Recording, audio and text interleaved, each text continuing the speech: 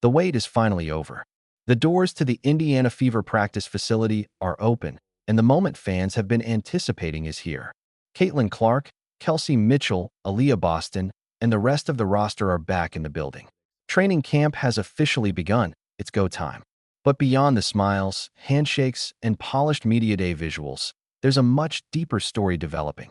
Beneath the surface, this team is heading into a season filled with complex tactical questions and evolving dynamics that could define its future. This is Glow Star Vision, your unfiltered destination for high-level basketball analysis. Today, we're going beyond the surface.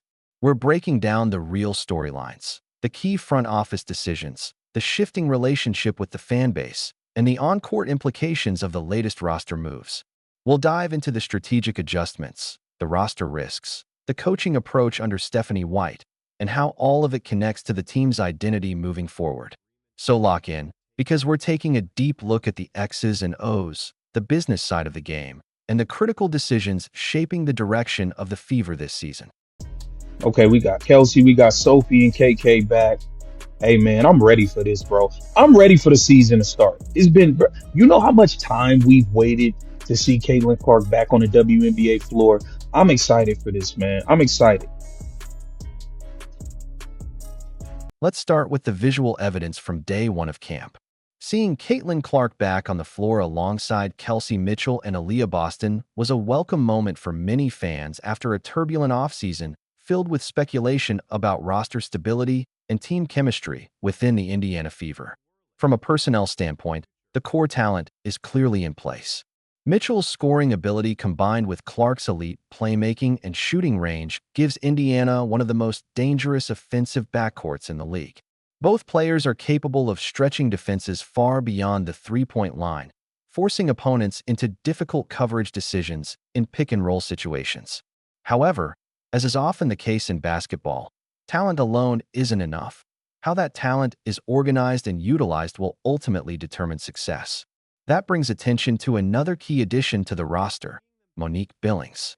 Early training camp footage has already highlighted her presence as a potential impact piece, particularly for the second unit, where her athleticism and versatility could influence spacing and defensive matchups. As camp unfolds, the focus will shift from individual talent to how effectively these pieces are integrated into a cohesive system. Monique Billings, okay. Oh yeah, that's the connection right there. That's gonna be, listen, Monique Billings is gonna be huge for this team. You see Monique Billings and Caitlin Clark right here. Gonna be gonna be an important part of the team's success. We saw Monique Billings. Most casual fans and mainstream analysts tend to view the signing of Monique Billings as a straightforward depth addition, a veteran presence to provide rebounding, rotation minutes, and locker room stability for the Indiana Fever.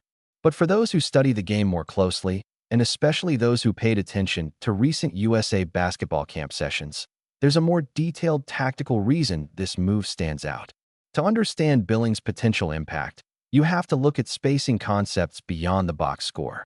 Caitlin Clark already creates elite horizontal spacing. Her deep shooting range stretches defenses across the perimeter the moment she crosses half court. Meanwhile, Aaliyah Boston provides strong interior gravity, drawing attention in the post and forcing defensive collapses toward the paint. What the Fever lacked at times last season, however, was consistent vertical spacing, an athletic rim-running presence who can finish above the rim in pick-and-roll situations. That's where Billings fits in. Her ability to sprint into screens, roll hard to the basket, and finish plays above the rim gives Clark a dynamic interior target.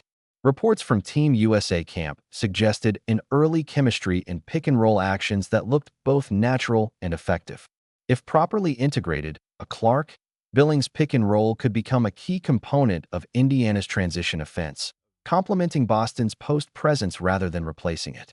Still, for every promising development on the roster, there are also decisions that raise questions. And that leads into one of the more debated moves of the offseason involving Justine Pissett, which has prompted discussion around roster construction and the league's evolving collective bargaining framework.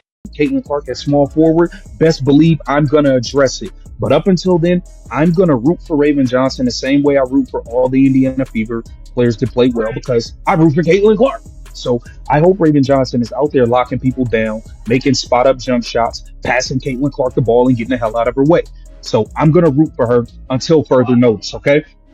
Now here it says, The Indiana Fever selected Justine Pissett, a 6 feet 4 inches shooter out of Vanderbilt, in what initially looked like a smart long-term fit for a team that needs size and floor spacing at the forward position.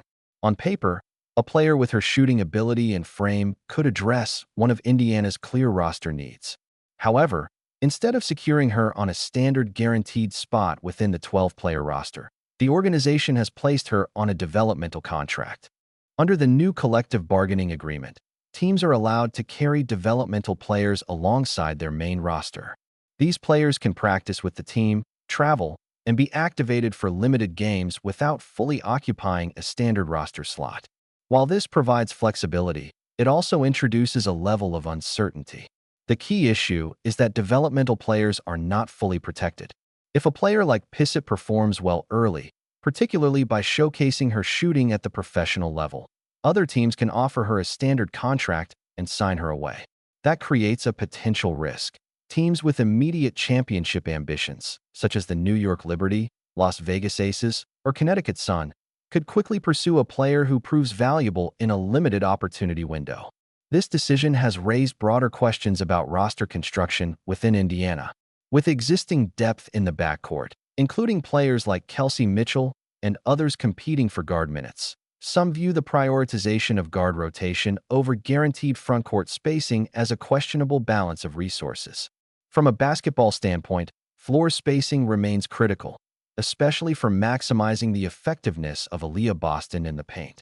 A reliable shooting forward can change how defenses are forced to guard pick and roll and post actions.